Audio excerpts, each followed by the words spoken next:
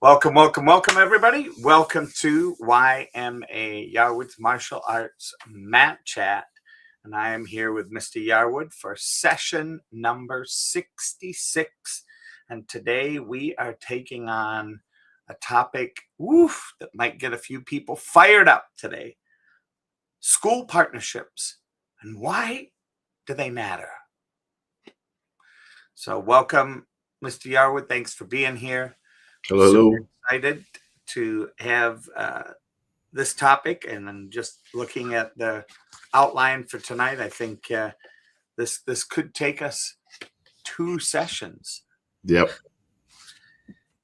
And I think in the interim, my recommendation for those of you that may be coming on to watch or listen after we're done, if you have questions on this, if you have thoughts on this, send us a message, make a comment, ask a question.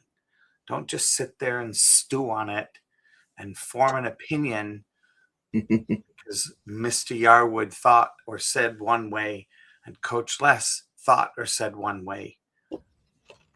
Don't do that. We cannot be responsible for your filters of today's conversation. What we can be responsible for is if you ask a question about it, we can provide you clarity, purpose, passion. And that's what we're here for. Over to you, Mr. Yarwood. So this is something, it's been a project I've been working on for a while. I have a ton of kids in my school, and a lot of them go to a local elementary that I volunteer at, do some time there with them. I've been doing it for quite a while. They know who I am. And this project is something that it kind of came up, I don't know, probably 4 or 5 months ago. Just started thinking about how, because we're already doing community service type stuff. We're already out in the community doing things. How can I elevate that even more? What can I do? And I started thinking about schools, and they're always seem to need funding for projects or funding for stuff for the teachers or whatever it is, right? It's not like the overall big funding for school buildings or anything like that, but it's just things that are going on throughout the year that they need money for.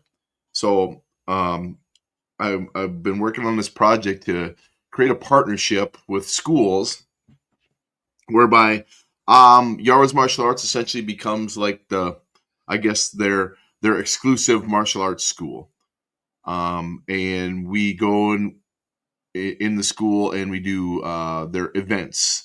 We do any like silent auctions they have. We do fundraising for them. We do donations. We do all kinds of things. And one of the big things we do is like an enrichment program where we go into the schools, and once a week we basically bring to the school what we already do at the dojo.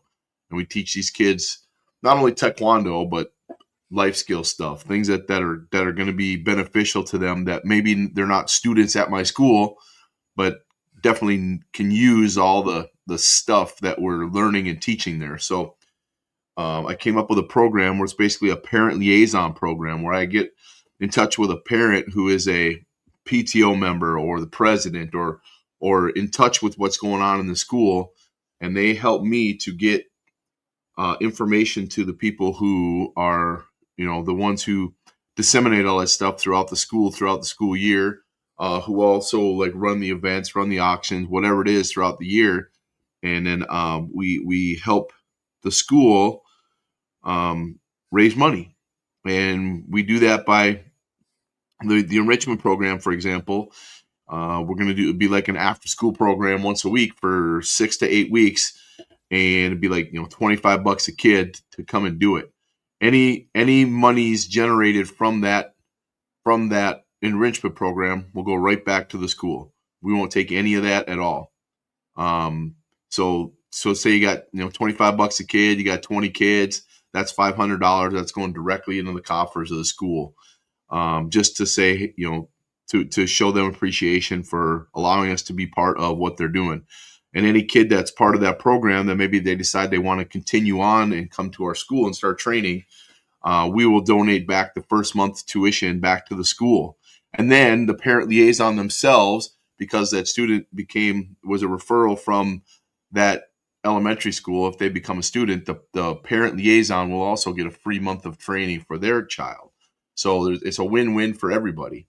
And the goal is to be able to raise money for the school and also be part of their community, part of what they're doing, and helping kids, become better students, become better citizens, become better everything, right? And that's why we're calling it a partnership with the schools. So it's just something that's really kind of been brewing for me, and we're getting ready to launch the very first one here pretty soon. So it's going to be pretty cool. And Mr. Yarwood, I think that you've been gearing up for this since I met you, right?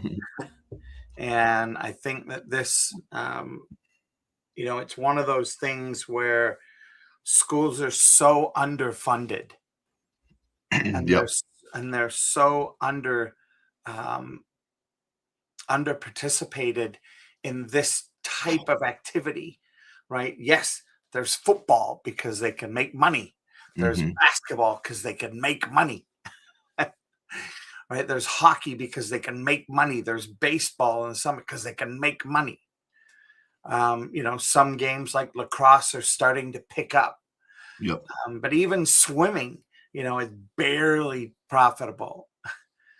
And when you look and see the students that participate in a lot of these activities are high functioning kids. They're doing well. In the ice cream shops that we have teenagers, and a lot of them are hockey players. We've got, I think, 5 hockey players in New Hope, and they are on the ball. They're good at their work. They're highly motivated. And I look and I think, what is it? Well, it's a concentrated effort by coaches. And I think bringing martial arts into schools is taking it even to the next level because of what you do and how you involve the parents and how you involve supporting people around you as a student.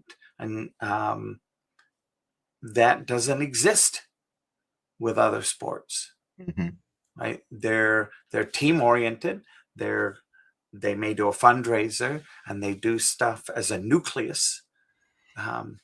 But to take that broader approach and go outside, I'm excited. I think it's great. Really glad to hear it. Yeah, we're excited about it too. We basically, it's going to be our pilot school, this first one. I got a meeting next week with the volunteer coordinator at the school, and she's really excited to hear what we got going on, and especially the enrichment program in particular. And we'll kind of see how things go. I got another one that I'm going to be working with here pretty soon as well, and just kind of get the ball rolling. It's a, like I said, it's a win-win for everybody. The school's going to win because they're getting funds directly donated, right? We have a minimum donation that we're going to give them. So it's not like it's a, if we don't make money, they don't make money type of deal. We're going to automatically donate, a minimum amount, and then anything on top of that.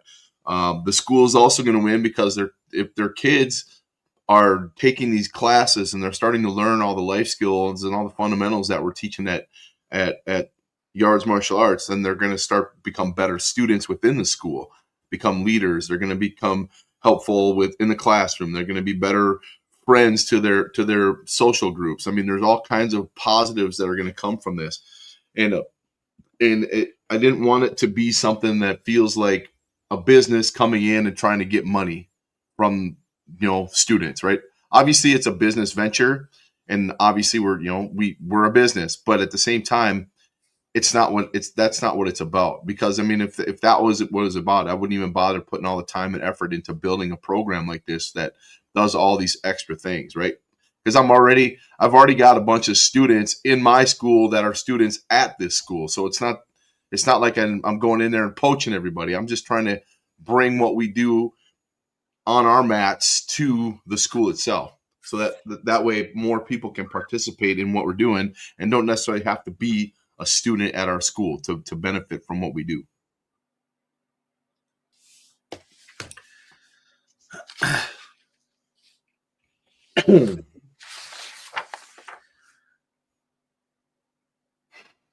You know, I'm just looking. I'm looking through the outline that you sent, and you know, I'm thinking about some of the conversations that we've had here in the past few weeks in Mhm. reference to some of the things that empower the kids, that have the kids see beyond their breakdowns, beyond their fear, and I think that there's this, um, you know, teachers are so overwhelmed and overloaded that to step up and be responsible for motivation, for following regulations, um, for figuring out how to get communities inspired behind them. I think that all those things are an all-purpose job for Mhm. everybody, Yep. not just the teachers. Yep. So I'm excited. I think that, you know, looking at some of this, um, you, you know, I think teachers are there to uh, provide an opportunity for kids to be educated. Yeah. They're not there to do it all. Mhm. You know, there's homework. To me, there's community work. You know, I'm so excited. I'm looking forward to this weekend going to, you know, the Dorothy Day Center on Sunday to hand out ice cream. I mean, uh, you know, can we afford to do it? No. Can we afford not to? No. Um, it's not about the cost of it. It's about the opportunity and the possibility of being the conversation in the community. And I think as I see the kids from martial arts and hear some of the conversations that they have, uh, supporting the community, i.e., the school they're at and working with. Um, you know, I remember hearing something about bullying and somebody stepping up and stepping in, saying, "Look, this is my friend. Why are you bullying them?" Mhm. Whoa. And not to get into a fight, not to do anything, but to stand shoulder to shoulder with somebody. And Yep. I think that's the important thing. You know, many people think, "Oh, well, martial arts, you're teaching them to fight, so they become fighters, and we don't need more fighters." No, that's if you have that view, I invite you to consider that it's absolutely distorted, and Yep. it's most likely distorted by movies and TV. Yep. Just like everything else. Exactly. Yeah, it's an opportunity. I think there's so many things that this could be beneficial for, right? We're helping.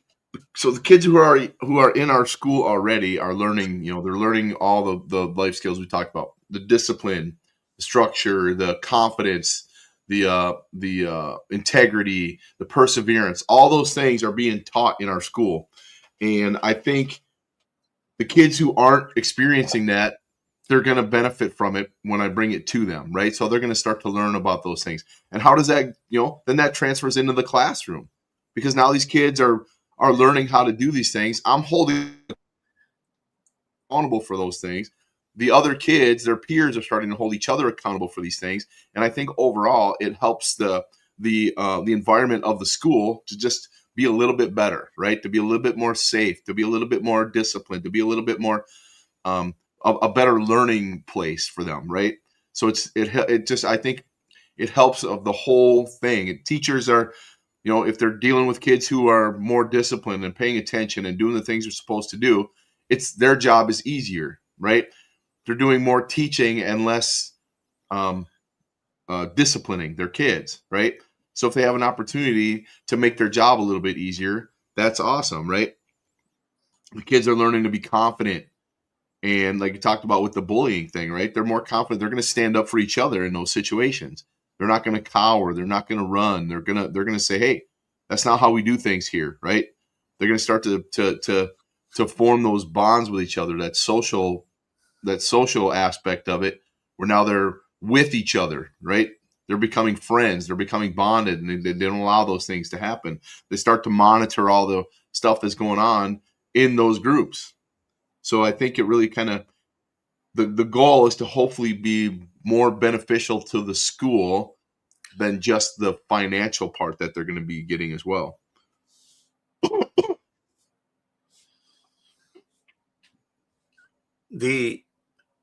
One of the things that I see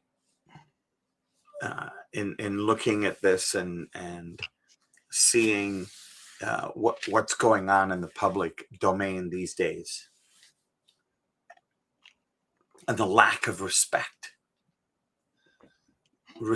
not only for the teachers, not only for public property, but for and not saying but in a negative way, they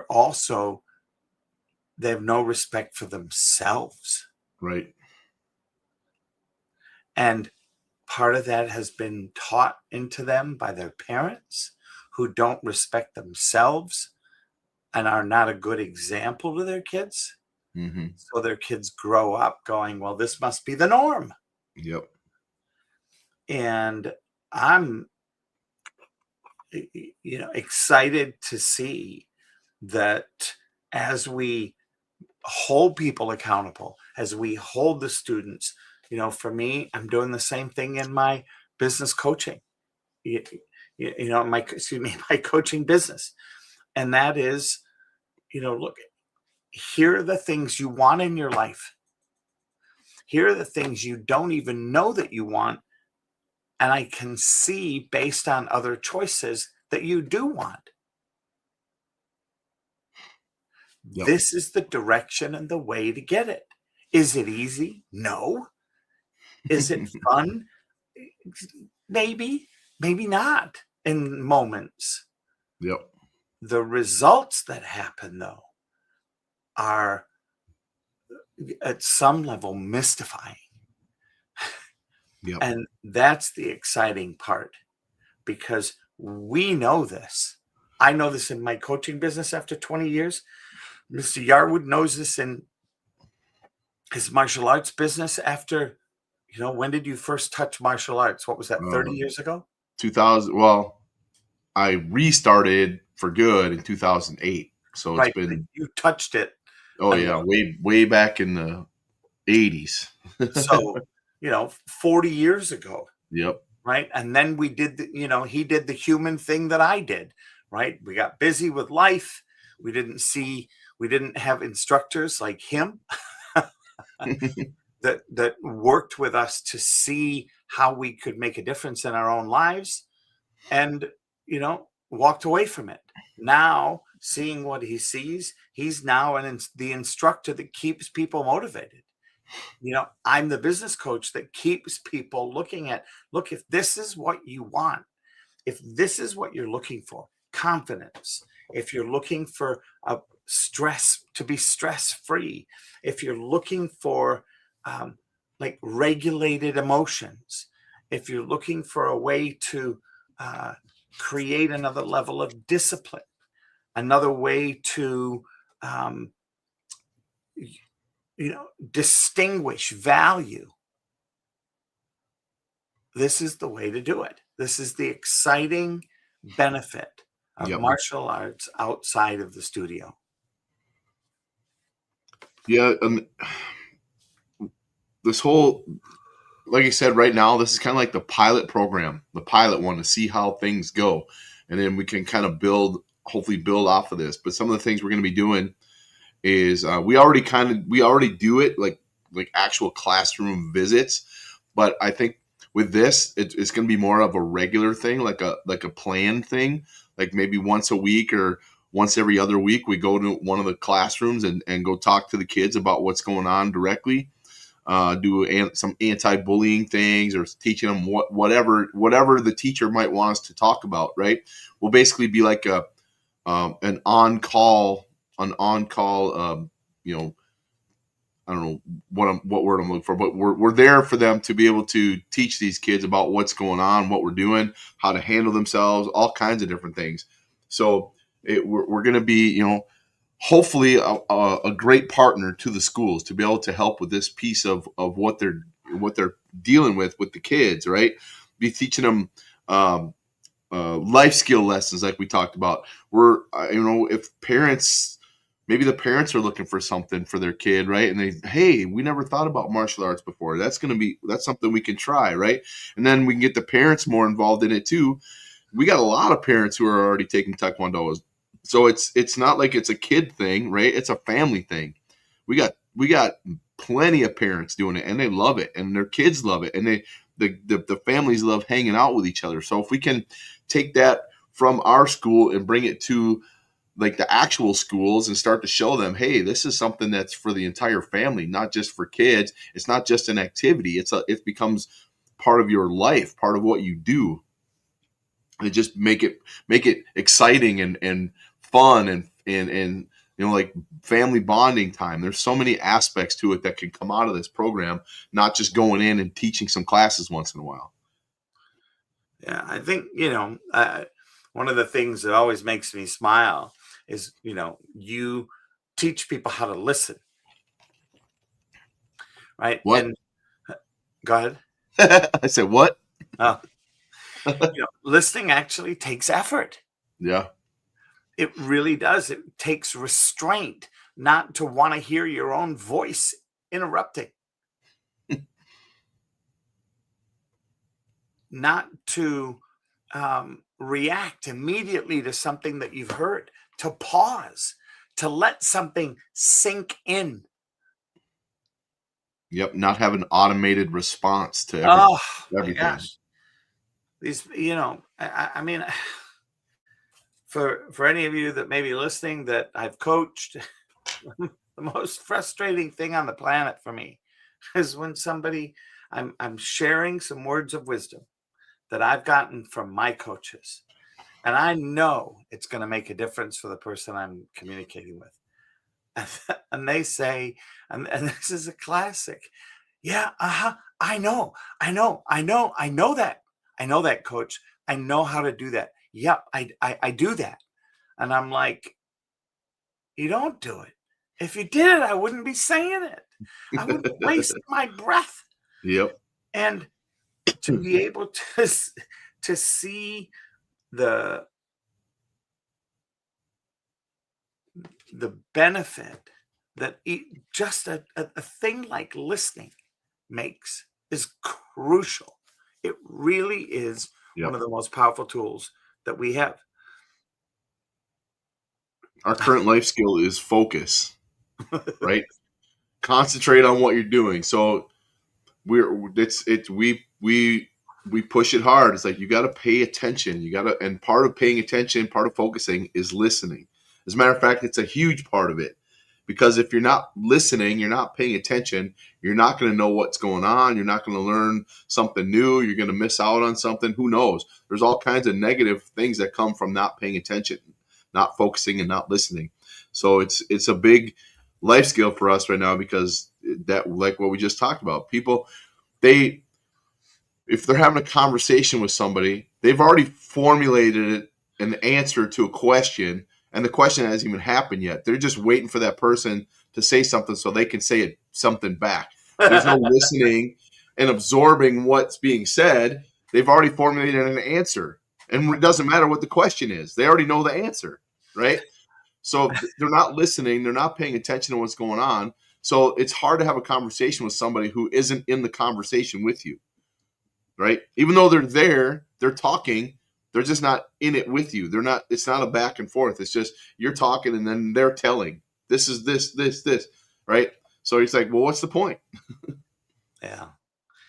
It's you just said something that struck all the bells in my memory of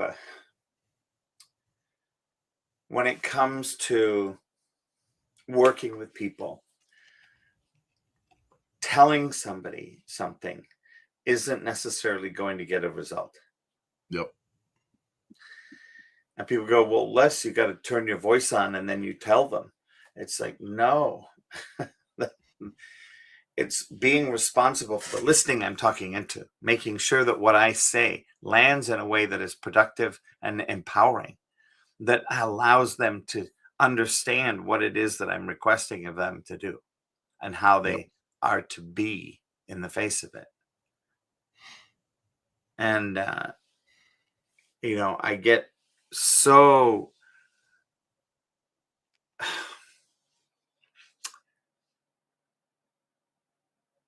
it's not that I get tongue tied, because I don't get tongue tied very, very, very seldom.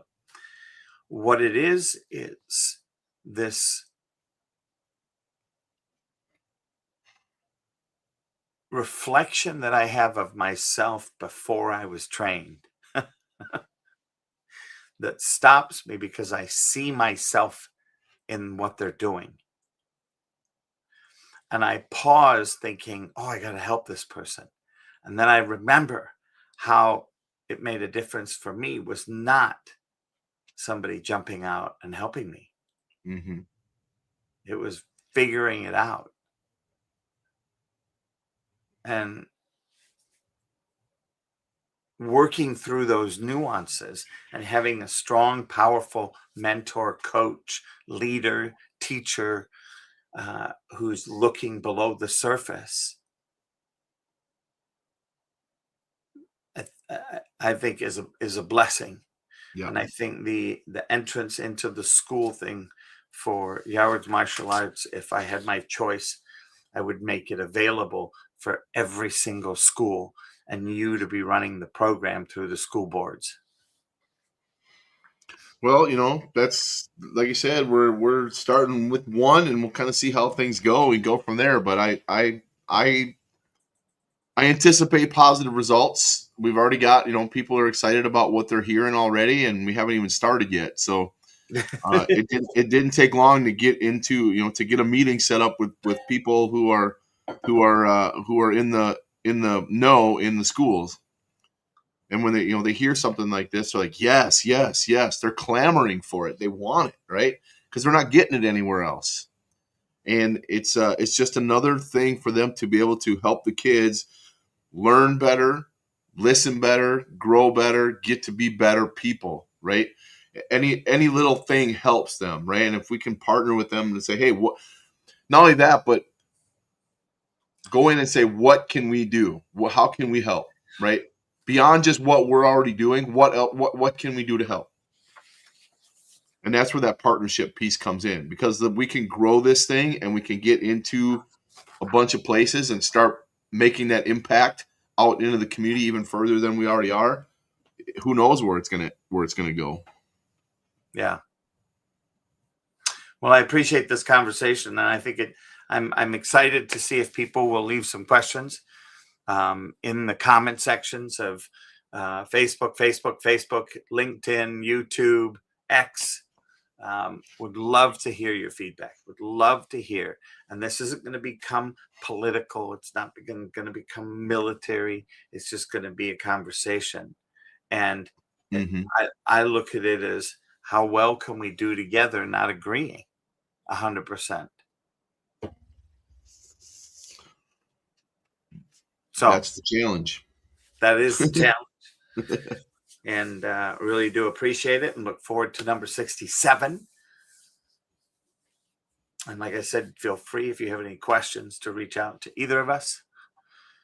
Or yeah, I was gonna say if you're in the local Champlin, Maple Grove, Brooklyn Park area, and you have kids in school, and this sounds like something you think your school can benefit from, you can reach out to me and we can see what we can do. Maybe get something set up in your school and go from there. Because the biggest thing is it's an opportunity, I think, for schools to really take on this enrichment stuff, this extra outside stuff, to bring it in and enhance what they're doing, and then also to help them as a resource for things that they might have issues with, things that they're dealing with that we can, maybe they don't have an answer to, and we can come up with something.